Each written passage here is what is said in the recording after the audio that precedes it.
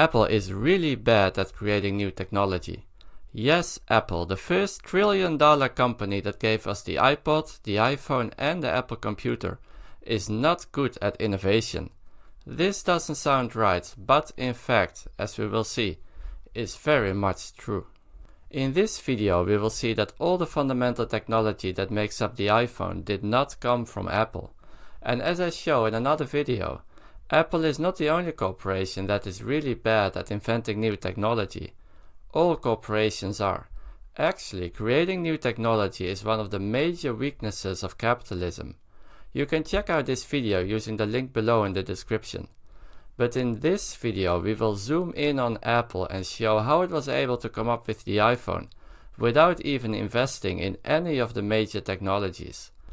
So let's start right away and go through all the major technologies that make up the iPhone one by one. First up is the telecommunication technology that makes it possible for you to use your iPhone to make a phone call. Telecommunications has its origins in the US military. The Army Ballistic Missile Agency designed and launched the first US satellite into space in 1958. The first communication satellite was launched later in 1958 by the Department of Defense. It could receive a message from Earth, store it and then transmit the message to the ground. This pioneering project laid the groundwork for the development by NASA of space communications technology and space science.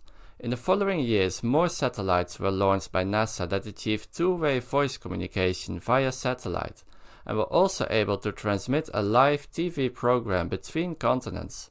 NASA's research led the way in the 1960s and the 1970s, and in later years this technology was slowly handed over to corporations and eventually found its way to Apple. Related to this is another nice feature of your iPhone, namely the one that lets you navigate through its global positioning system, better known as GPS. GPS was developed in the 1970s by the US Air Force to improve the delivery of tactical weapons and to improve navigation for military aircraft and ships. They created a system of 24 GPS satellites that were later made available for commercial use for corporations like Apple. Now, being able to make a phone call or use your phone for navigation are important features, but without electronics and computer systems the whole iPhone wouldn't work. So where do these come from? The computer also came out of decades-long government funding for military research projects. One of the first computers ever built was ENIAC. This computer was built during the Second World War to allow the army to make complex wartime ballistic calculations and to assist in the development of the nuclear bomb project in Los Alamos. Military research continued to make computers faster, smaller and also more reliable. Advances in computer memory, the transistor, integrated circuits and microelectronics all came out of government-funded research. And what would the iPhone be without the internet? Here we find a similar story. The internet has its roots in the late 1940s when the US Air Force decided to develop a communication network for its air defense system. The idea was to construct a network that kept on functioning even when several of its nodes were destroyed by a Soviet attack. The first such network was the ARPANET in 1971. Military and other government research continued and ultimately developed all the hardware and software that makes up the internet. Another famous feature of the iPhone is the touchscreen. Touchscreen technology was developed by the University of Delaware, supported by government funding, in this case through the National Science Foundation. Wayne Westerman, who did his work on multi-touch surfaces using National Science Foundation funding, launched his own company Fingerworks in 1998. This company was then bought by Apple in 2005, and the technology got integrated into the iPhone. Now your iPhone also has some intelligence within it, for instance in Siri, the virtual assistant in Apple devices, which is based on artificial intelligence technology. Research in AI began in the 1960s and was funded by DARPA, the Defense Department Research Agency.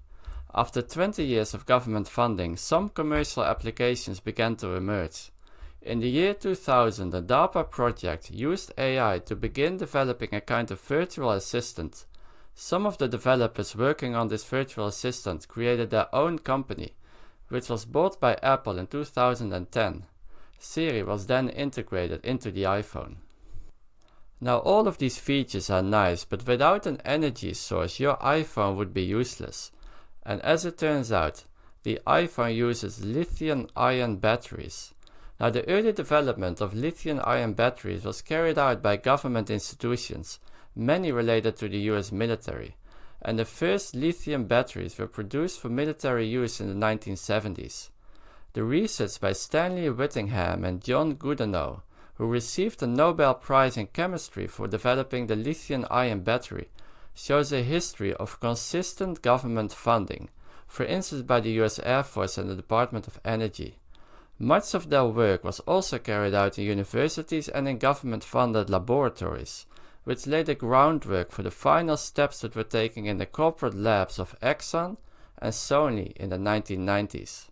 Now Sony is a Japanese corporation, and the Japanese government has a long history of funding large research projects, also one to create a very strong battery industry in Japan. So the system of technology development works as follows. The population pays taxes to the government. A part of this money is then used to develop technology. In many cases, it's related to military research.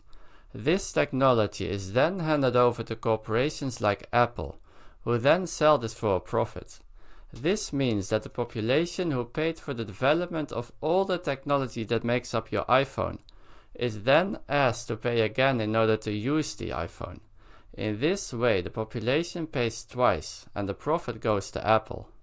Meanwhile, Apple goes through great lengths and is involved in complicated schemes to avoid paying taxes, even though its existence depends entirely on ordinary people paying their share. And instead of focusing on providing jobs to the American people, Apple moved its production overseas and uses its subsidiaries like Foxconn to operate giant factories in poor areas in China, where workers are cheap. In the end, the American taxpayer who funded the development of the iPhone gets nothing. The Chinese workers who put the iPhone together get almost nothing. Ordinary Apple employees get a decent salary, and those who own and manage the company get incredibly wealthy. There may be two ways of looking at this. One could say that Apple is doing nothing illegal. It may stretch the rules sometimes, but in general is working within the system. A system which it cleverly uses to its advantage, which allows it to make a lot of money. And that is what the economy is supposed to be all about. Another way of looking at this is to say that this system is unfair and does not benefit most people. The fact that corporations like Apple are using an unfair system to their advantage is immoral, and we should not accept it and even take action to change it. Both viewpoints thus have the arguments to support it, so how to look at this is up to you.